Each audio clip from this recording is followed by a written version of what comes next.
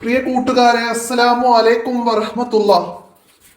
4ാം ക്ലാസ്സിന്റെ കിതാബുൽ അഖീദയിലെ 3ാമത്തെ പാഠം അല്ലാഹു ഖാദിർ. നമ്മള് കഴിഞ്ഞ 2 പാഠങ്ങളിലായിട്ട് അള്ളാഹുവിന്റെ സിഫത്തുകൾ പറഞ്ഞിരുന്നു, വാജിബായ സിഫത്തുകൾ.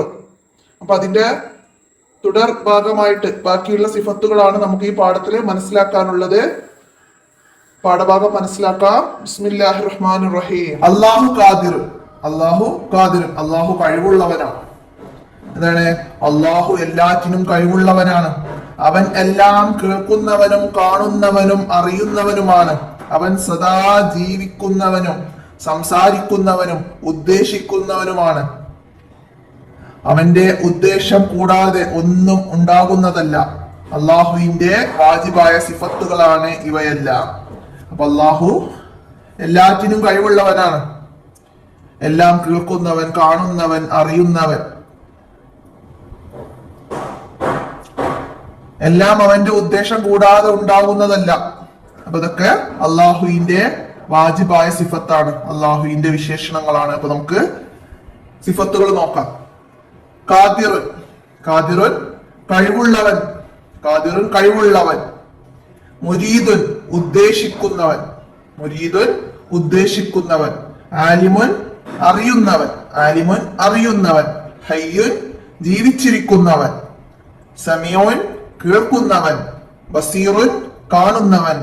മുതകല്ലിമുൻ സംസാരിക്കുന്നവൻ. അപ്പൊ അള്ളാഹു എല്ലാറ്റിനും കഴിവുള്ളവനാണ്, എല്ലാം അറിയുന്നവൻ, എല്ലാം കേൾക്കുന്നവൻ, എല്ലാം ഉദ്ദേശിക്കുന്നവൻ, സദാ ജീവിക്കുന്നവനും എല്ലാം കാണുന്നവനുമാണ്, സദാ സംസാരിക്കുന്നവനുമാണ്.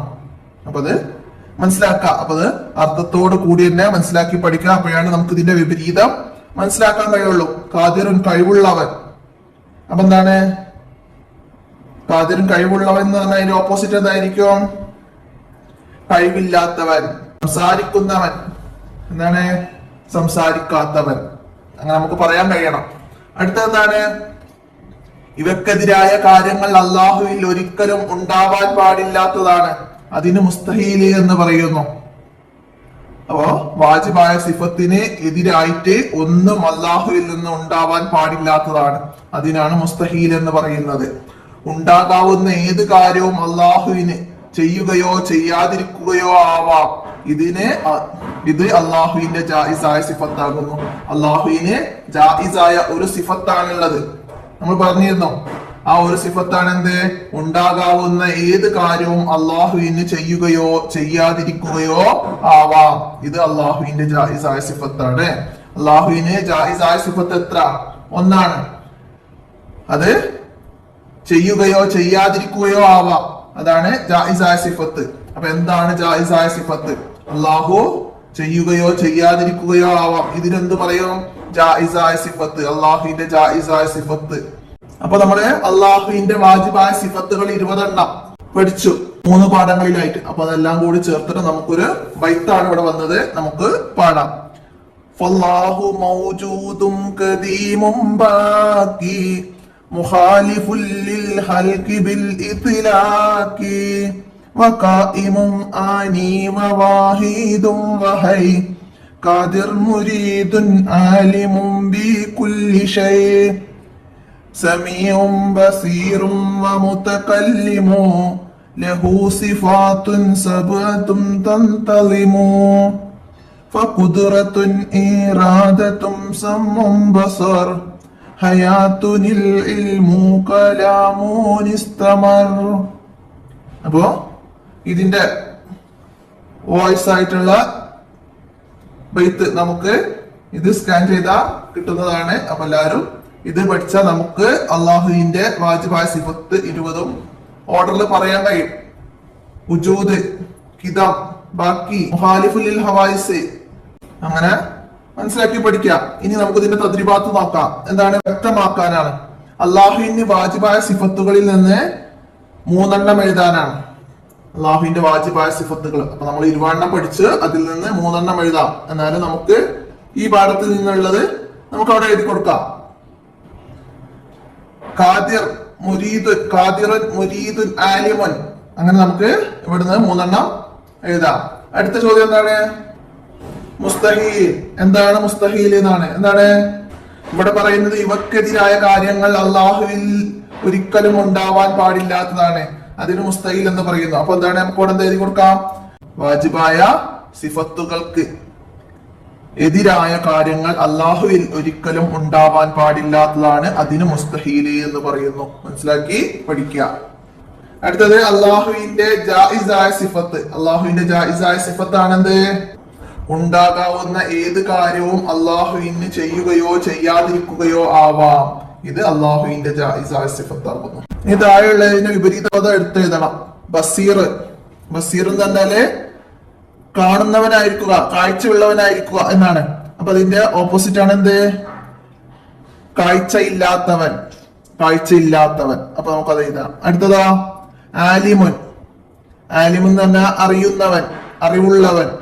അപ്പൊ അതിന്റെ ഓപ്പോസിറ്റ് എന്താണ്? അറിവില്ലാത്തവൻ. ആലിമുൻ അറിവില്ലാത്തവൻ, ഓപ്പോസിറ്റ്. അടുത്തത് മുരീദുൻ. മുരീദുൻ ഉദ്ദേശിക്കുന്നവൻ, ഉദ്ദേശിക്കാത്തവൻ. മുരീദുൻ ഓപ്പോസിറ്റ് ഉദ്ദേശിക്കാത്തവൻ. മനസ്സിലാക്കാം. അടുത്തതാ മുത്തകല്ലിമുൻ. മുത്തകല്ലിമുൻ സംസാരിക്കുന്നവൻ. ഓപ്പോസിറ്റ് എന്തായിരിക്കും? സംസാരിക്കാത്തവൻ. അപ്പൊ അതിലേക്ക് എഴുതാം.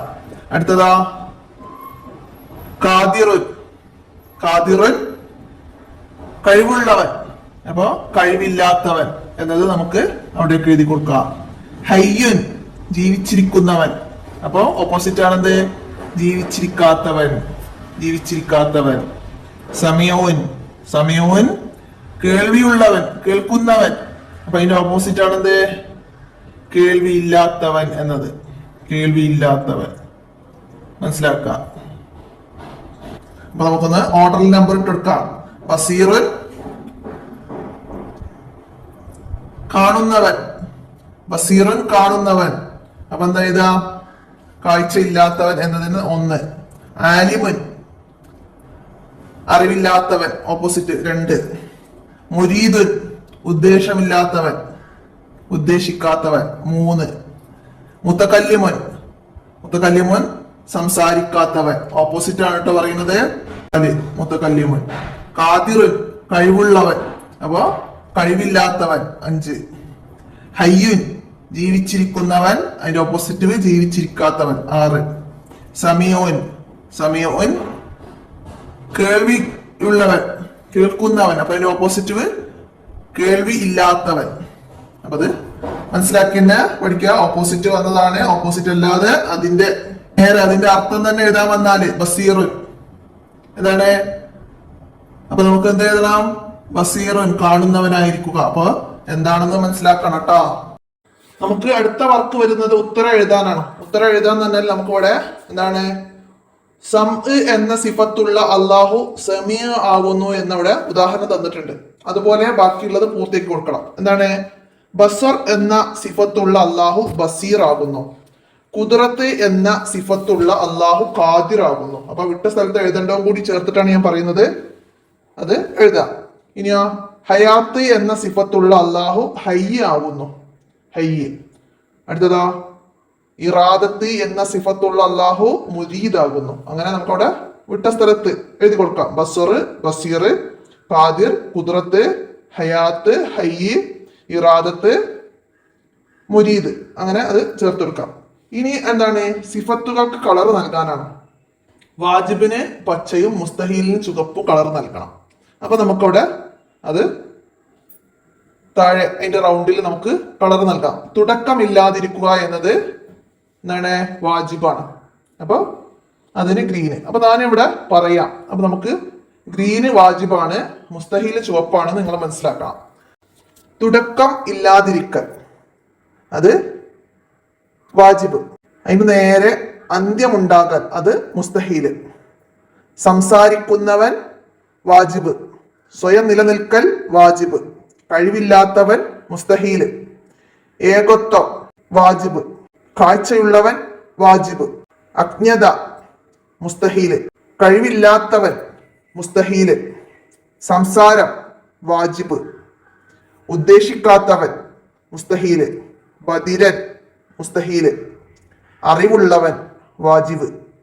കഴിവുള്ളവൻ വാജിബ്. അപ്പൊ വാജിബിന് ഗ്രീനും മുസ്തഹീലിന് ചുവപ്പും നൽകി അവിടെ പൂർത്തിയാക്കി കൊടുക്കുക. അപ്പൊ ഈ പാഠഭാഗത്തിൽ എത്രയാണ് നമുക്ക് മനസ്സിലാക്കാനുള്ളത്? ഇതുവരെ പഠിച്ച അള്ളാഹുവിന്റെ സിഫത്തുകൾ നന്നായിട്ട് പഠിക്കുക. അടുത്ത പാഠം നമുക്ക് വാജിബായ സിഫത്തും മുസ്തഹീലായ സിഫത്തും ചേർത്താണ് വരുന്നത്. അപ്പം വാജിബ് നന്നായിട്ട് ഇതുവരെ പഠിച്ചാലാണ് നമുക്ക് മുസ്തഹീൽ മനസ്സിലാക്കാൻ കഴിയുള്ളൂ. എല്ലാവരും മനസ്സിലാക്കുക, ഉപകാരപ്പെടുത്തുക, കൂട്ടുകാർക്കൊക്കെ ഷെയർ ചെയ്ത് കൊടുക്കുക. നമുക്ക് അടുത്ത വീഡിയോയിൽ കാണാം. അസ്സലാമു അലൈക്കും വറഹ്മത്തുള്ളാഹി.